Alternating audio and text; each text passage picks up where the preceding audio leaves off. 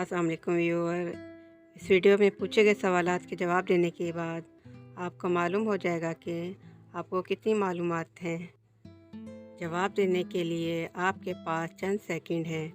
अगर सोचने के लिए ज़्यादा टाइम की ज़रूरत हो तो वीडियो रोक भी सकते हैं।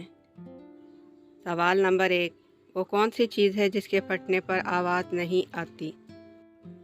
आपका वक्त शुरू होता है अब।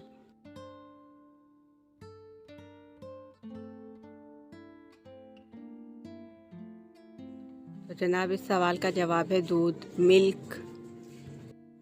सवाल नंबर 2 ये है कि वो कौन सी चीज़ है जो हराम है लेकिन उसे पीने से सवाब मिलता है?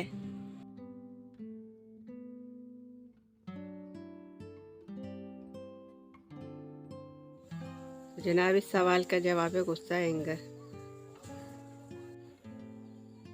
सवाल नंबर 3, उस चीज़ का नाम बताएं जो पैदा होते ही उड़ने लगता है।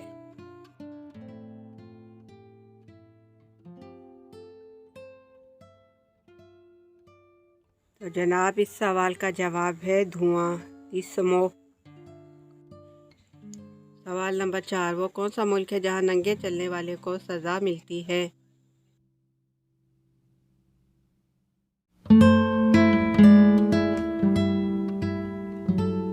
तो जनाब, इस सवाल का जवाब है बेल्जियम। सवाल नंबर 5, वो कौन है जिसके पाँव हमेशा उसके जिस्म के अंदर होते हैं?